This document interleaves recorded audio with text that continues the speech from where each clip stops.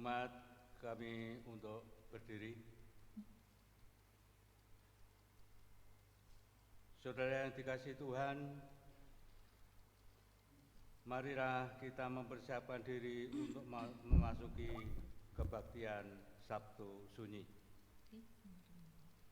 Pada hari ini kita turut merasakan kegelisahan dan kesedihan para pengikut Yesus setelah Ia disalibkan. Dengan sikap hati yang teduh, kita menundukkan diri di hadapannya. Kita memohon agar Kristus menerangi hati kita dengan cinta kasih-Nya, agar kehidupan kita tidak dikuasai oleh kegelapan. Kita nyanyikan PKJ 308, diulang secukupnya.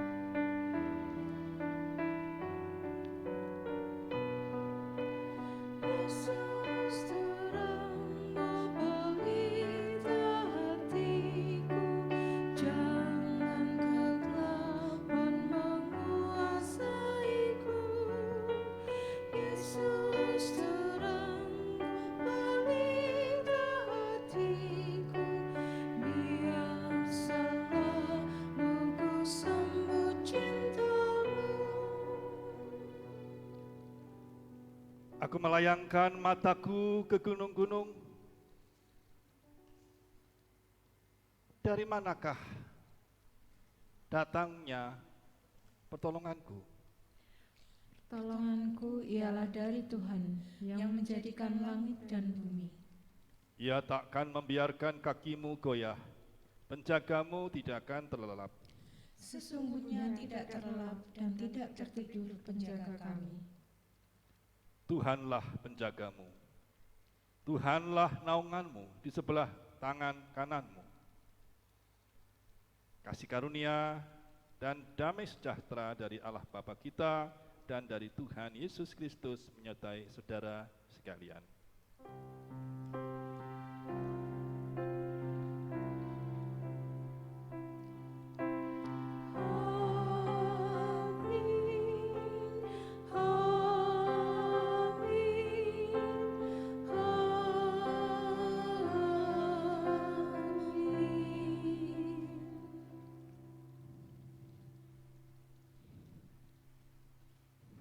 Ayub 14 ayat pertama sampai dengan ke-6.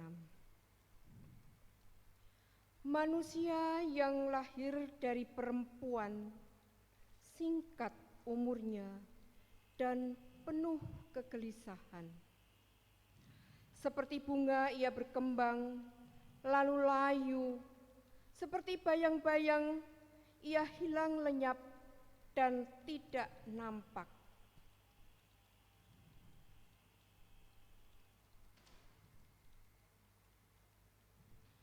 Masakan engkau menunjukkan pandanganmu kepada orang seperti itu dan menghadapkan kepadamu untuk diadili?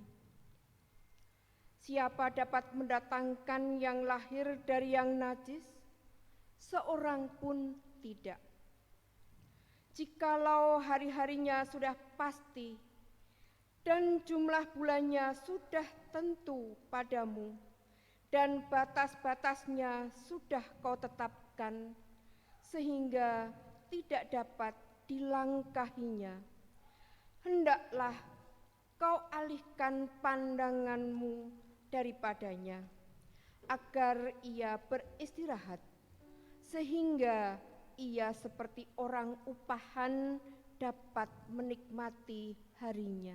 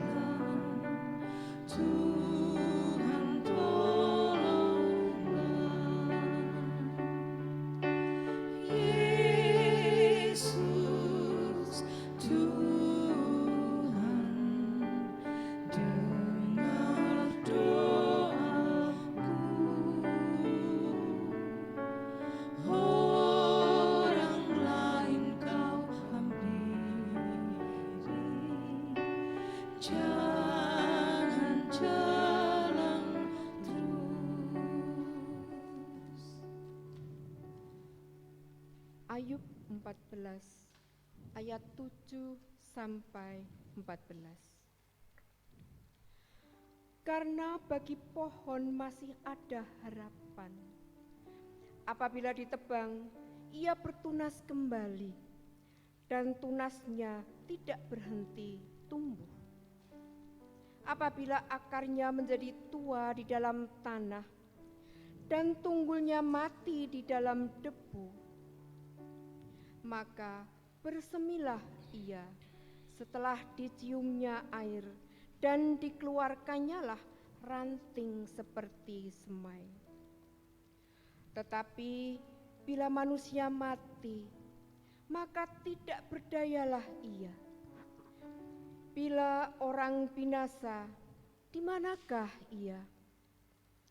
Seperti air menguap dari dalam tasik, dan sungai surut dan menjadi kering, demikian juga manusia berbaring dan tidak bangkit lagi sampai langit hilang lenyap. Mereka tidak berjaga dan tidak bangun dari tidurnya. Kiranya Engkau menyembunyikan aku di dalam dunia orang mati, melindungi aku sampai murka-Mu surut, dan menetapkan waktu bagiku, kemudian mengingat aku pula. Kalau manusia mati, dapatkah ia hidup lagi? Maka aku akan menaruh harap selama hari-hari pergumulanku, sampai tiba giliranku.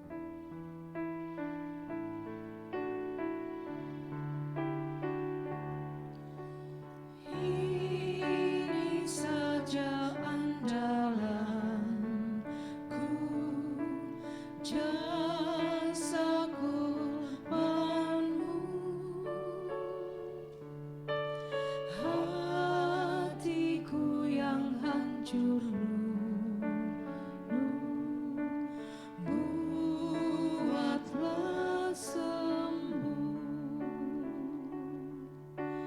Yesus Tuhan, dengar doaku. Orang lain kau hampiri, jangan jalan terus.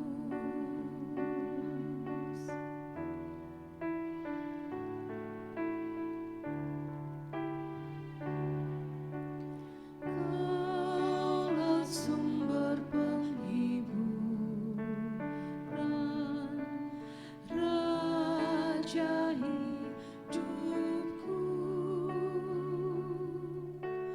baik di bumi baik di sorga, siapa bandingmu? Yesus Tuhan, dengar doaku. Orang lain kau hampiri,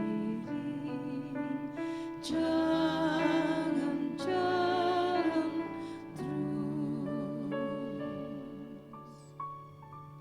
Mari kita berdoa.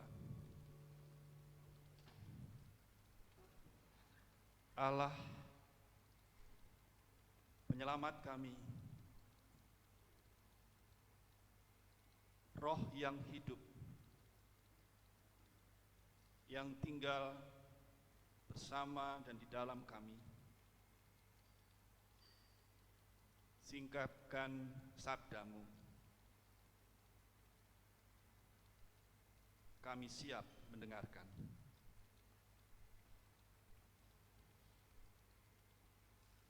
Dalam nama Yesus Kristus, amin.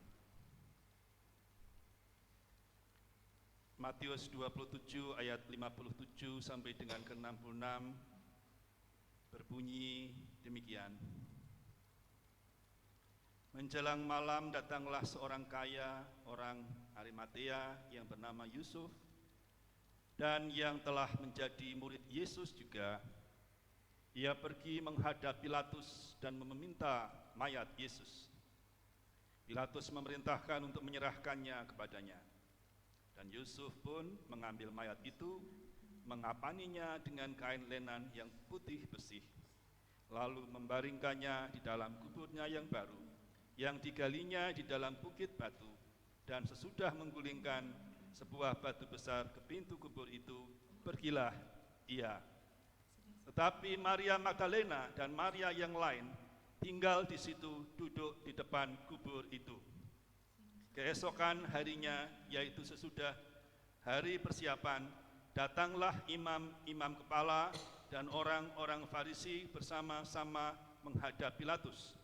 Dan mereka berkata, "Tuan, kami ingat bahwa si penyesat itu sewaktu hidupnya berkata, sesudah 3 hari aku akan bangkit. Karena itu perintahkanlah untuk menjaga kubur itu sampai hari yang ketiga, jikalau tidak, murid-muridnya mungkin datang untuk mencuri dia, lalu mengatakan kepada rakyat, ia telah bangkit dari antara orang mati, sehingga penyesatan yang terakhir akan lebih buruk akibatnya daripada yang pertama." Kata Pilatus kepada mereka, "Ini penjaga-penjaga bagimu, pergi dan jagalah kubur itu sebaik-baiknya." Maka pergilah mereka, dan dengan bantuan penjaga-penjaga itu, mereka memeterai kubur itu dan menjaganya. Demikianlah Injil Yesus Kristus. Yang berbahagia ialah mereka yang mendengarkan firman Tuhan dan yang memeliharanya. Hosiana. Hosiana. Saudara-saudara yang dikasihi oleh Tuhan Yesus,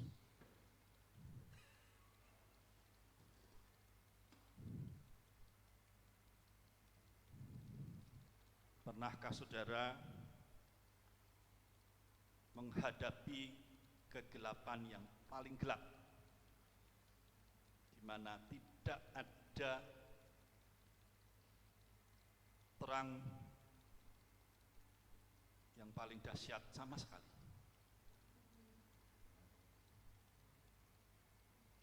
Saya setuju dengan yang mengatakan pernah. Karena sesungguhnya malam hari matahari tidak kelihatan.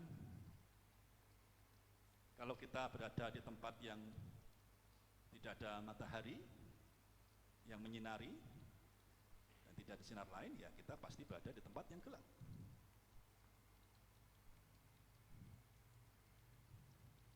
Bahkan kita menghadapinya setiap hari, setiap malam. Dan setiap malam pula, kalau kita takut gelap, harusnya kita ketakutan setiap malam. Kita mungkin panik, kita mungkin gelisah setiap malam karena gelap. Oh, ada lampu. Ya, tapi gimana kalau mataharinya tidak ada? Tidakkah khawatir kalau mataharinya hilang? Kenapa orang tidak khawatir, tidak takut? Walaupun setiap malam selalu mataharinya hilang dari pandangan mereka. Karena orang tahu bahwa setelah malam akan tiba fajar. Dan setelah fajar akan tiba pagi hari. Bahkan siang hari yang terik setelah itu. Orang tahu bahwa matahari akan tiba pada masanya. Orang tahu bahwa malam hari tidak untuk selamanya. Karena pengetahuan orang, karena kesadaran orang, karena keinsyafan orang, orang punya pengharapan akan datangnya matahari kembali. Sama dengan orang-orang Yahudi yang melihat penyaliban dan kematian Yesus kemarin peringatannya. Mereka membayangkan bahwa Mesias habis. Mesias sudah mati.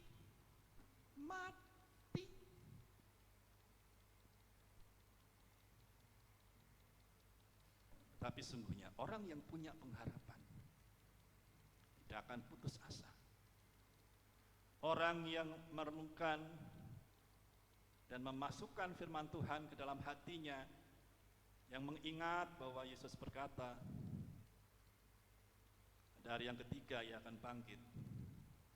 Seharusnya berdasarkan pengetahuannya tidak akan merasa takut ataupun khawatir. Karena pengetahuannya menyelamatkan dari ketakutannya. Karena kesadarannya menyelamatkan dari rasa cemasnya.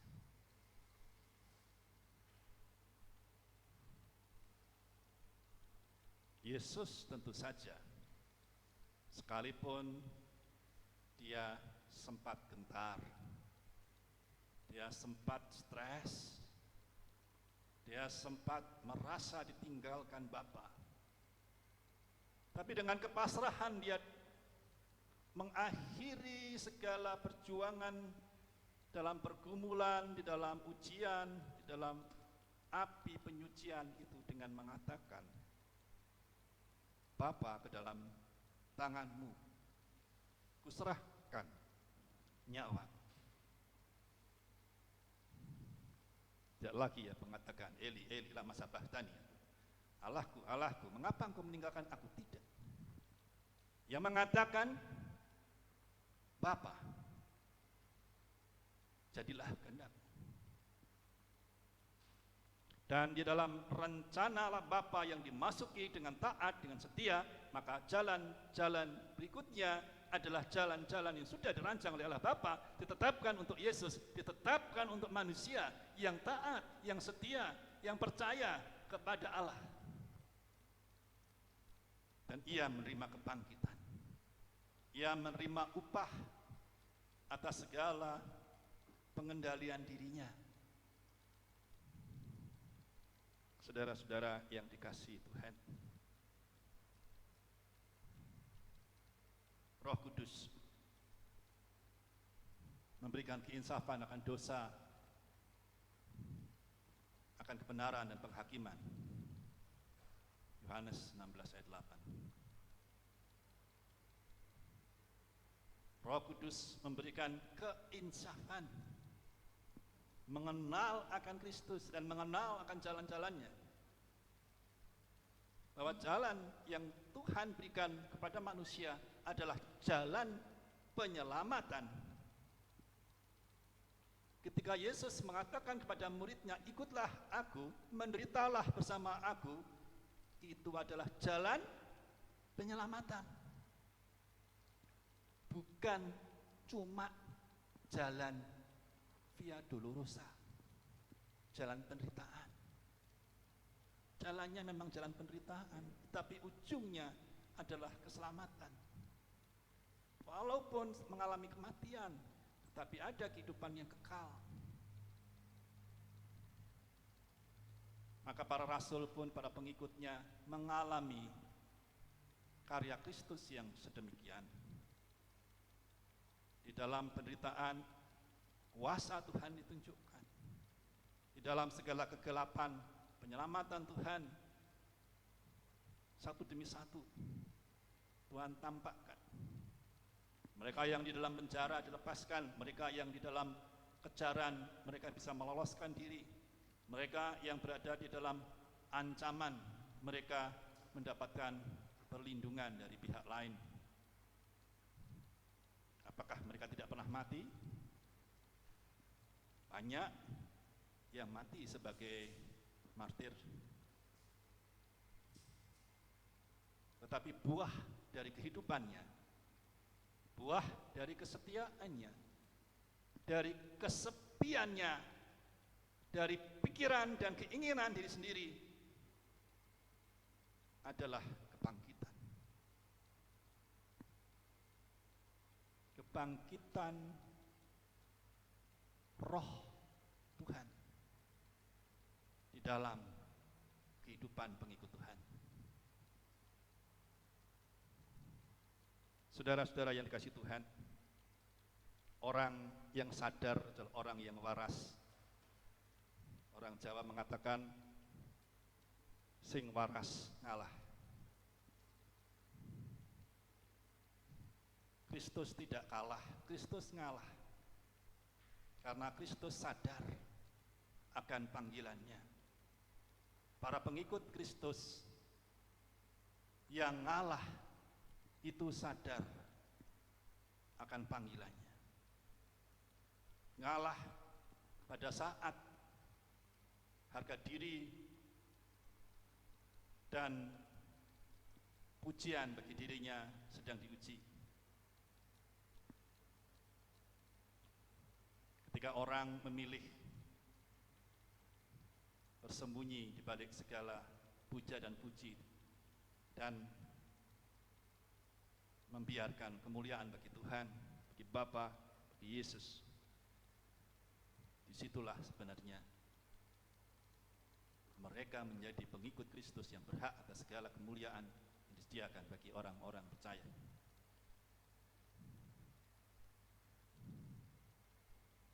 Kalau orang yang sadar, orang yang waras, orang yang insaf, dia tidak akan dikuasai oleh ketakutan lagi. Dia tidak akan dikuasai oleh ancaman-ancaman bahaya maut, baik dari penyakit maupun dari situasi. Seorang pawang ular atau seorang pemilik anjing galak, dia akan tenang menghadapi ular atau menghadapi anjingnya, karena dia sudah kenal, dia sudah mengerti, dia tahu selah-selahnya, tahu kebiasaan-kebiasaannya.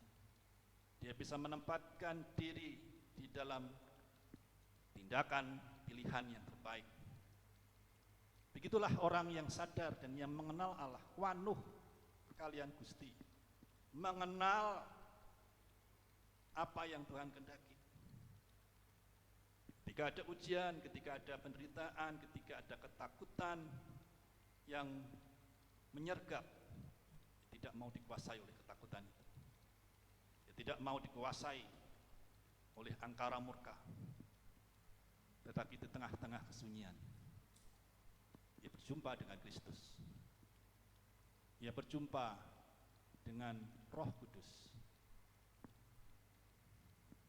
Dia berjumpa dengan rencana Allah. Pengharapan seperti itu tidak sia-sia. Amin.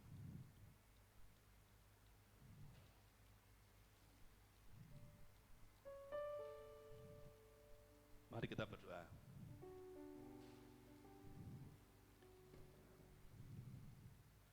Sumber segala hidup, sumber segala pertolongan, sumber segala penghiburan, Allah Bapa di surga yang telah datang di dalam Yesus Kristus, yang telah mengutus Roh Kudus di tengah-tengah kami. Kami umat-Mu saat ini Tuhan, datang kepadamu tengah-tengah kesunyian kami datang dengan pengharapan. Dan kami tahu bahwa pengharapan kami itu pasti. Pengharapan kami tidak sia-sia. Siapakah dia yang akan melihat kemuliaan Raja? Siapakah dia yang akan melihat segala kebaikan Tuhan? Dialah mereka yang berharap kepada Tuhan. Merekalah yang percaya akan jalan-jalannya. Dan kami Tuhan, memberi kami kembali kesediaan kami Tuhan menjadi pengikut-Mu. Tuhanlah kekuatan kami. Tuhanlah memberikan daya kepada umat-Mu dan seluruh dunia. Apapun yang kami hadapi, Tuhan adalah Immanuel, Allah yang menyertai kami. Amin.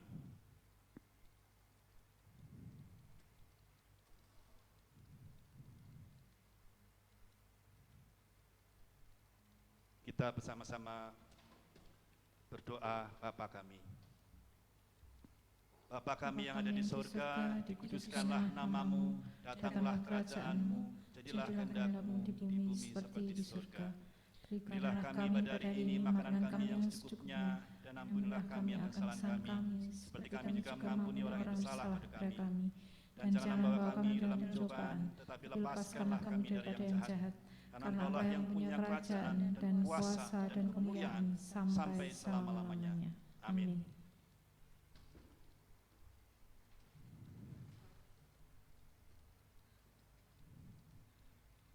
Tuhanlah kekuatanku.